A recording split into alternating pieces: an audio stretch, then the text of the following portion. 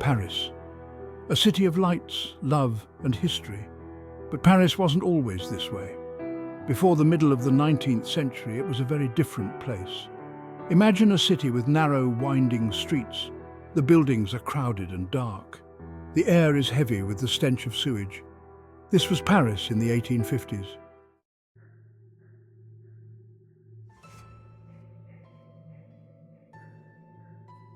Paris was a medieval city struggling to adapt to modern times. The population was exploding and the city was bursting at the seams.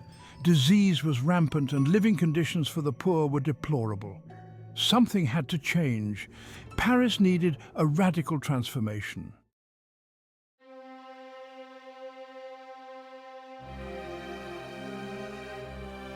The year 1848 brought revolution to France. The old monarchy was overthrown and a new era began. In 1852, Louis Napoleon, nephew of Napoleon Bonaparte, seized power and declared himself Emperor Napoleon III. Napoleon III had a vision for France, a vision of modernity and grandeur. And he believed that Paris, as the capital, should embody this vision.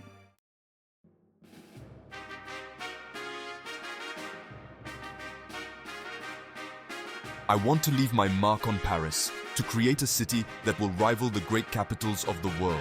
A city that is both modern and beautiful. A city that reflects the glory of France. But Paris needs more than just cosmetic changes. We must address the city's deep-rooted problems. Napoleon III was a man of ambition. He envisioned a city that was both modern and beautiful, a city that would reflect the glory of France. He believed that Paris needed more than just cosmetic changes. He wanted to address the city's deep-rooted problems.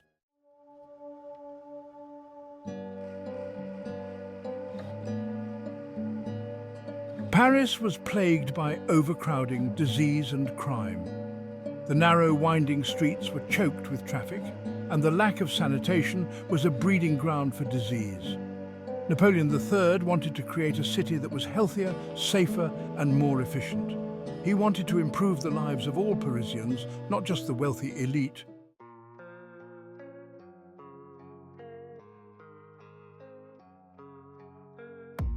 To achieve his vision, Napoleon III turned to a man named Georges Eugene Haussmann.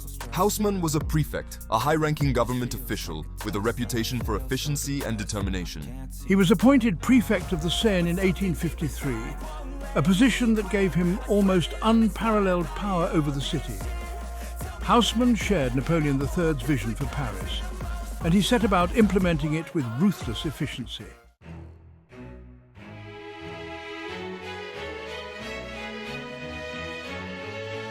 At the heart of Haussmann's plan was the creation of a network of wide, straight boulevards. These boulevards would cut through the heart of the city, connecting important landmarks and creating long, sweeping vistas. Haussmann believed that these boulevards would not only improve traffic flow, but also enhance the beauty of the city.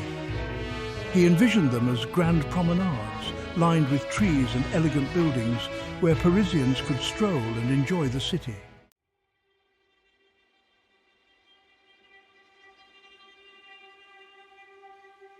Section 5. A city transformed. Haussmann's renovations were not limited to the creation of boulevards. He also oversaw the construction of new parks, sewers, aqueducts and other public works. He improved the city's infrastructure, making it a healthier and more livable place.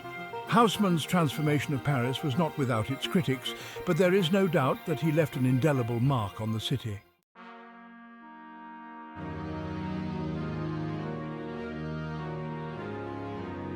Georges Eugene Haussmann. A name synonymous with the grand transformation of Paris. Born in 1809, Haussmann was a man of ambition, drive, and an unwavering belief in order and progress. He rose through the ranks of the French bureaucracy, his efficiency and dedication catching the eye of Napoleon III. When tasked with the monumental project of rebuilding Paris, Haussmann approached it with characteristic zeal. He was not just an architect of buildings, he was an architect of a new Paris.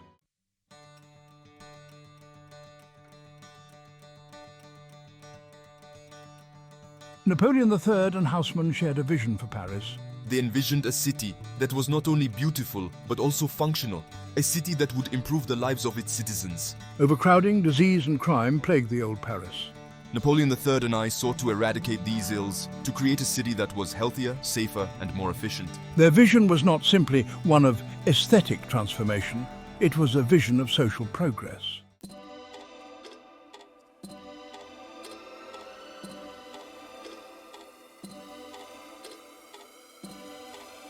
Section 3. The Grand Scheme. Haussmann's plan was nothing short of revolutionary. He envisioned a network of wide, tree-lined boulevards that would cut through the heart of the city, connecting its key landmarks and creating long, majestic vistas. These boulevards would not only ease traffic congestion, but also serve as grand promenades, inviting Parisians to stroll and savor the beauty of their city. Parks and gardens were also integral to Haussmann's vision. He believed that green spaces were essential for the well-being of city dwellers, providing them with a respite from the hustle and bustle of urban life.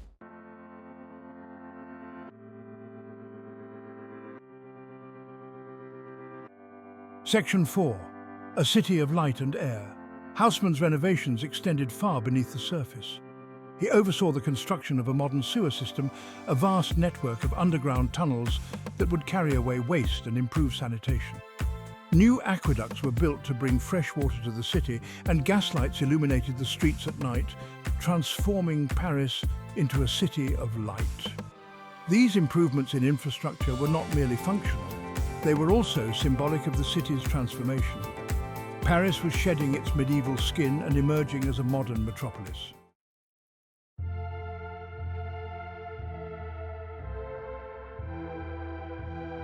Section 5. The price of progress. Haussmann's transformation of Paris came at a cost. The demolition of entire neighborhoods displaced thousands of residents, many of whom were forced to relocate to the city's outskirts. The cost of the renovations was also staggering, leading to accusations of extravagance and corruption. Haussmann's critics accused him of destroying the city's historic character, of sacrificing the old Paris on the altar of modernity.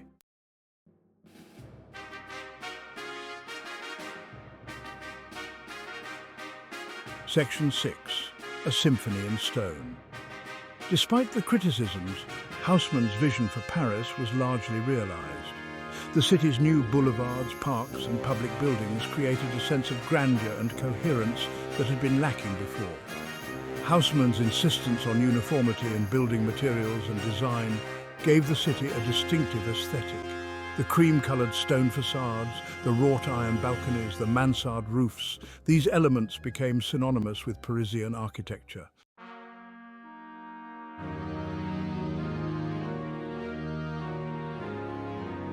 Section 7. The Haussmann Legacy. Haussmann's transformation of Paris left an indelible mark on the city. His work not only shaped the physical landscape of Paris, but also influenced urban planning movements around the world. Cities from Buenos Aires to Cairo to Shanghai adopted elements of Haussmann's approach, seeking to emulate the grandeur and functionality of the Parisian model. Haussmann's legacy is complex and multifaceted, but there is no doubt that he played a pivotal role in shaping the Paris we know and love today.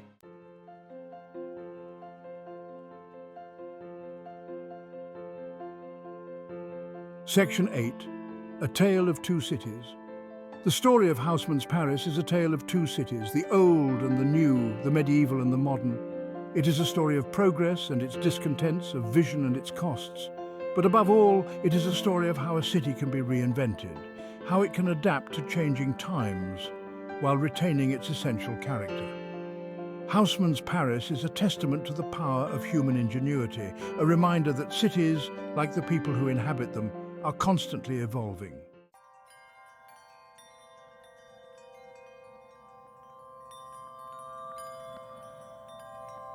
Section 1. Arteries of a city. Haussmann's boulevards were more than just wide streets. They were the arteries of a new Paris, designed to improve the flow of traffic and connect the city's key landmarks. Before Haussmann, Paris was a labyrinth of narrow, winding streets choked with traffic and difficult to navigate. Haussmann's boulevards changed all that.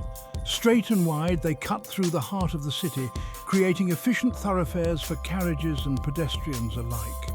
They were lined with trees, providing shade and beauty, and illuminated by gaslights at night, transforming Paris into a city of shimmering lights.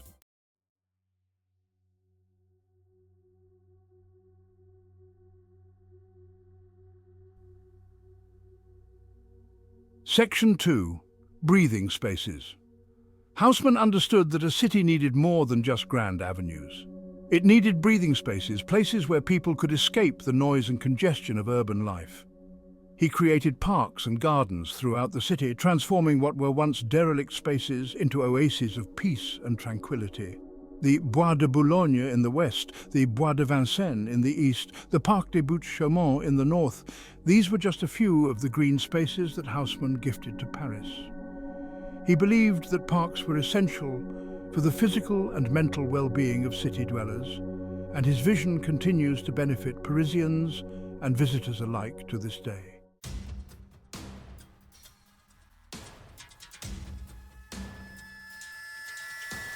Section 3. Beneath the surface. Haussmann's transformation of Paris extended far beneath its elegant facades and tree-lined boulevards. He knew that a modern city needed a solid foundation, and he oversaw the construction of a vast network of sewers, aqueducts and gas lines. Prior to Haussmann, Paris's sewer system was woefully inadequate, leading to sanitation problems and the spread of disease. Haussmann's new sewer system was a marvel of engineering, carrying waste away from the city centre and improving public health dramatically. It was a testament to his belief that progress required not just outward beauty, but also a solid and functional infrastructure.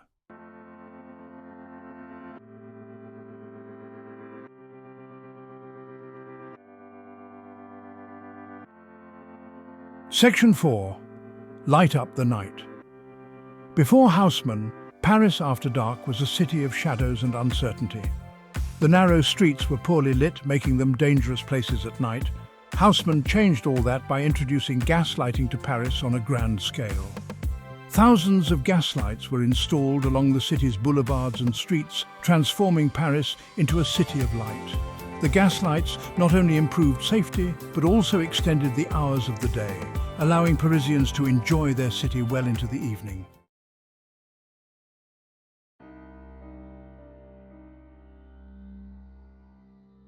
Section 5. The Emperor's Touch. Napoleon III took a keen interest in Haussmann's work, often suggesting projects and offering his own ideas. I was particularly passionate about the creation of grand public buildings that would reflect the glory of my empire. The Paris Opera House, a masterpiece of Second Empire architecture, was one of the most ambitious projects undertaken during Haussmann's tenure. Its ornate facade, lavish interiors, and imposing presence on the newly created Place de l'Opéra embodied Napoleon III's vision of a modern and magnificent Paris. The Opera House became a symbol of the city's cultural and architectural renaissance, a place where Parisians could gather to enjoy the finest music, dance and theatre.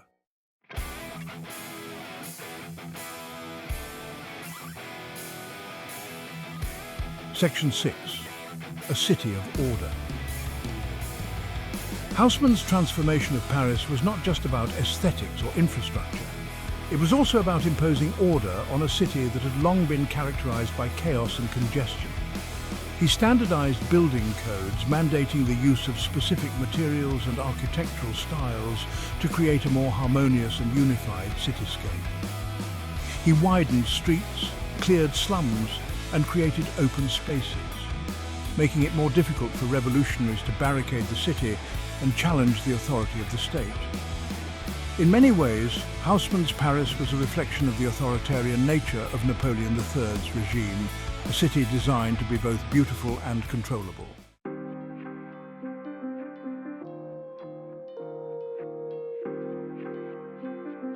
Despite the dramatic changes he wrought, Haussmann did not completely erase the past.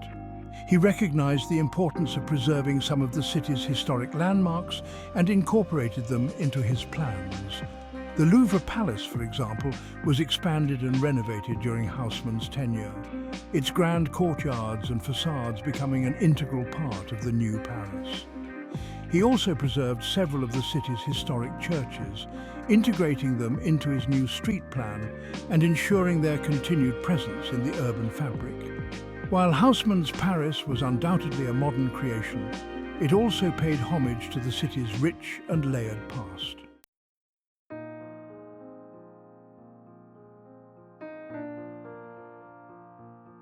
Although Haussmann's name is synonymous with the transformation of Paris, it's important to remember that he didn't work alone.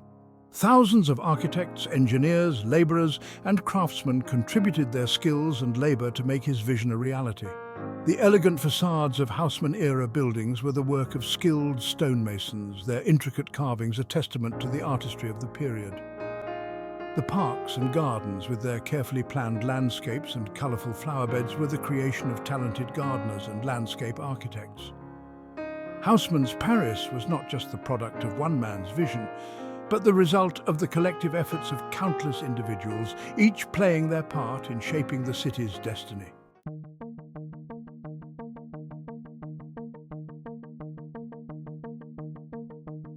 Haussmann's grand project, while ambitious and transformative, did not unfold without opposition. The sweeping changes, the demolition of old neighborhoods, and the displacement of thousands of residents created a city divided.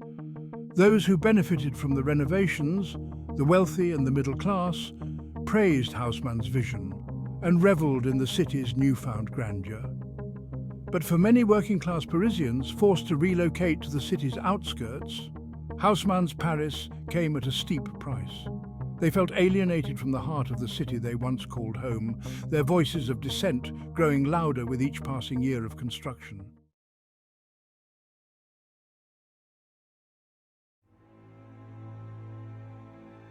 As Haussmann's project continued, criticism mounted from various quarters.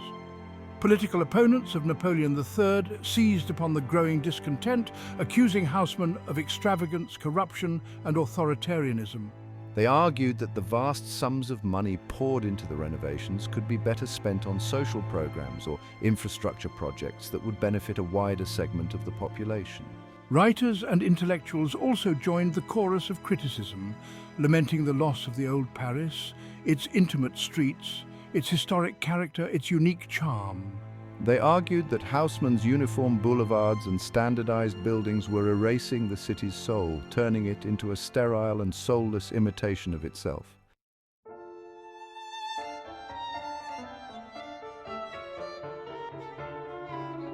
Beyond the political and social critiques, Haussmann's work also sparked a debate about aesthetics, about the very nature of beauty and what constituted good urban design. This debate was not merely academic. It touched the lives of every Parisian and influenced the city's identity for generations to come.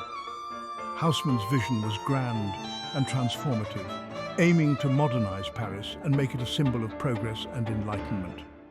His wide boulevards, uniform facades, and open spaces were designed to bring light and air into the crowded medieval city. But this vision was not without its detractors. The changes he implemented were sweeping and often ruthless, leading to the demolition of entire neighborhoods and the displacement of thousands of residents. This transformation of Paris was a double-edged sword, bringing both beauty and controversy in its wake. Some, like the Impressionist painters who found inspiration in the city's changing landscape, embraced the new Paris, celebrating its light-filled boulevards and modern sensibility. Artists such as Monet, Renoir, and Pissarro captured the essence of this new urban environment in their works, portraying the vibrancy and dynamism of the city. They saw the beauty in the interplay of light and shadow, the reflections on wet pavements, and the bustling life of the streets. For them, Haussmann's Paris was a muse, a source of endless inspiration that fueled their creativity and helped to define a new artistic movement.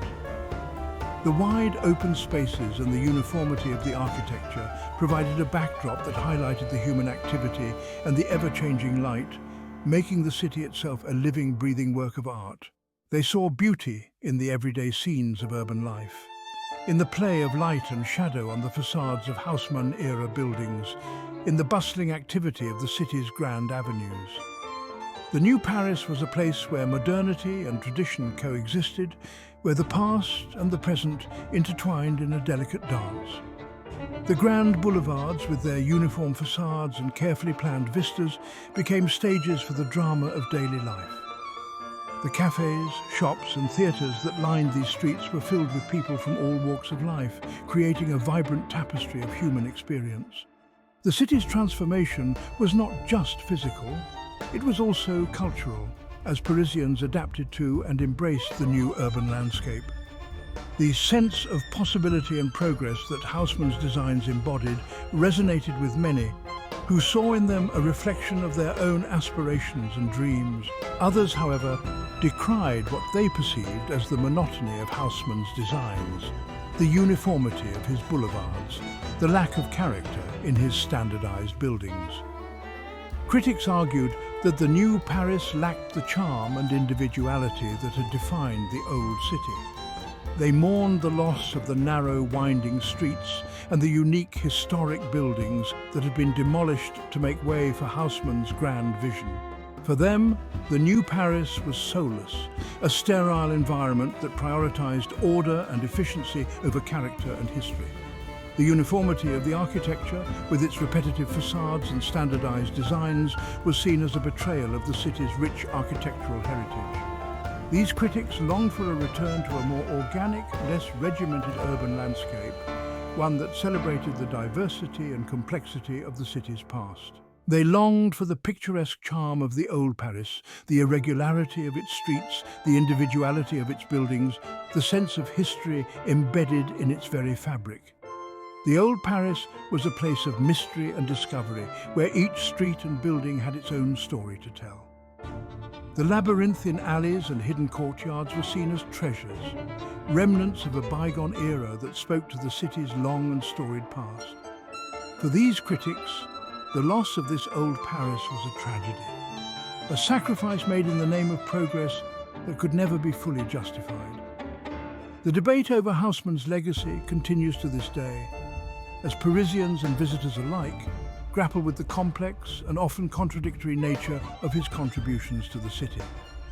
In the end, the question of taste remains a deeply personal one, shaped by individual experiences and perspectives, and reflecting the ever-evolving relationship between a city and its inhabitants.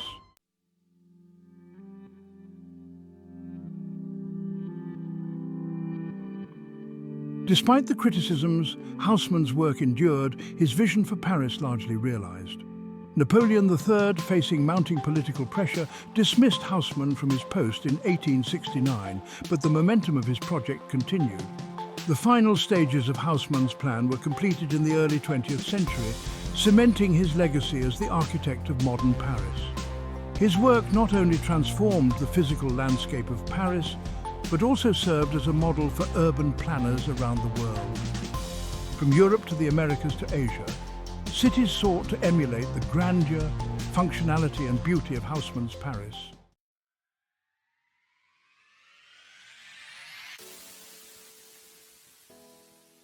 Section 5. A City Reborn. Today, Haussmann's Paris is a city of undeniable beauty, a harmonious blend of old and new, of grandeur and intimacy. His boulevards, once criticized for their uniformity, are now celebrated as grand promenades, lined with cafes, shops and theatres, bustling with life day and night.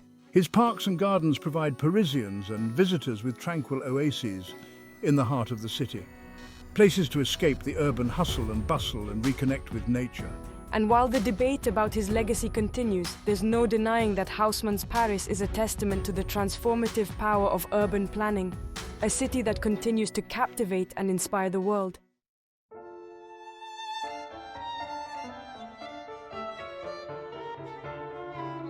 Section 1. A City of Contradictions. The story of Haussmann's Paris is one of striking contradictions. A project born from authoritarian vision, it nevertheless gave rise to a city celebrated for its romanticism and free spirit. Haussmann's critics, decrying the destruction of the old Paris, could not have foreseen how those very changes would shape the city's identity, making it a beacon of urban sophistication and charm. The displaced residents, mourning the loss of their neighborhoods, could not have imagined how those grand boulevards and parks would become beloved spaces for generations to come. And yet, within these contradictions lies the essence of Paris. A city forever evolving, forever balancing its past and present.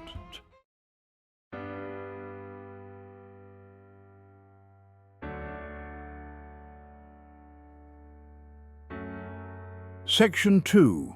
The enduring allure. Haussmann's Paris, though conceived in the 19th century, continues to resonate deeply with the modern world. The vision of Baron Georges Eugène Haussmann, commissioned by Emperor Napoleon III, was to transform the medieval congested city into a modern marvel. His ambitious urban renewal project, which began in 1853, involved the demolition of crowded and unhealthy medieval neighborhoods, the building of wide avenues, new parks and squares, the construction of sewers, fountains and aqueducts, and the creation of uniform building facades. Its blend of architectural grandeur and intimate charm, characterized by the iconic Haussmannian buildings with their cream-colored stone facades, wrought iron balconies and mansard roofs, creates a unique and timeless aesthetic.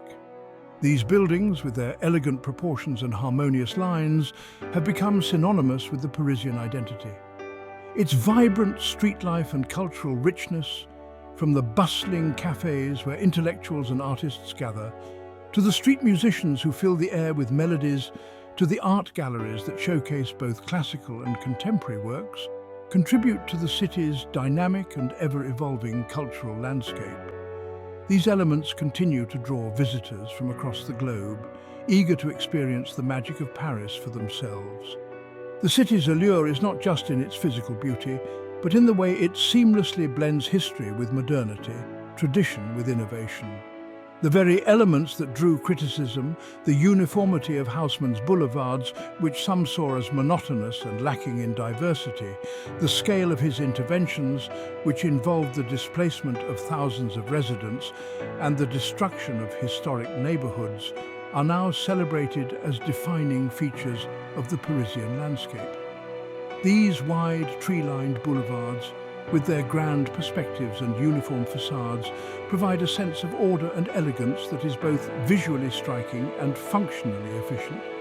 They provide a sense of order and elegance, a visual feast for the eyes, and a backdrop against which the city's vibrant life unfolds.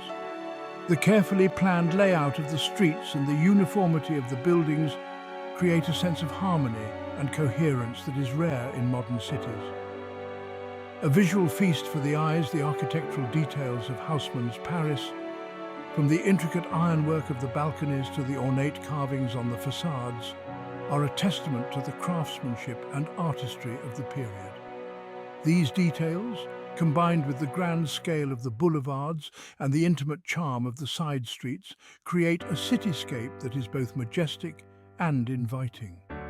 A backdrop against which the city's vibrant life unfolds, Haussmann's Paris is a living, breathing entity that continues to evolve and adapt to the changing times. The street markets, the performances, the everyday interactions of the people, all these elements contribute to the city's unique character and enduring appeal. And so, Haussmann's legacy endures, not just in the stones of Paris, but in the hearts of those who fall under its spell. His vision of a modern, beautiful and functional city has stood the test of time and continues to inspire and captivate people from all over the world, not just in the stones of Paris, but in the hearts of those who fall under its spell.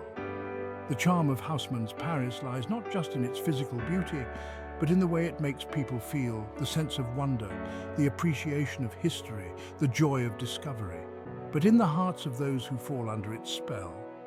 The magic of Paris is not just in its landmarks and monuments, but in the everyday moments. The strolls along the Seine, the sunsets over the rooftops, the laughter and conversations in the cafes. These are the moments that make Paris truly unforgettable and that keep people coming back time and time again.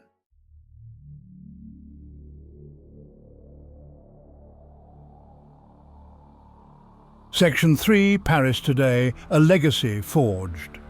Paris today stands as a testament to the enduring power of urban transformation. The city, with its rich history and vibrant present, is a living, breathing example of how urban planning and visionary leadership can shape the destiny of a metropolis. The streets of Paris, bustling with life, tell a story of resilience and adaptation. From the grand boulevards to the quaint alleyways, every corner of Paris speaks of a legacy that has been carefully crafted over centuries. Haussmann's vision, though controversial in its time, laid the foundation for a city that continues to adapt and thrive. His ambitious redesign of Paris in the mid-19th century was met with both praise and criticism. Yet it is undeniable that his work transformed Paris into the modern city we know today. The wide avenues, the uniform building facades, and the extensive sewer system were all part of Haussmann's grand plan. These changes not only improved the quality of life for Parisians, but also set a standard for urban planning that many cities around the world would follow. His emphasis on public spaces, on parks and gardens, woven into the urban fabric, resonates deeply in an era grappling with the challenges of density and sustainability. The green spaces of Paris, from the expansive Bois de Boulogne to the charming Jardin de Luxembourg, offer a respite from the urban hustle and bustle. These parks and gardens are not just places of leisure, they are vital to the city's ecosystem, providing clean air and a habitat for urban wildlife.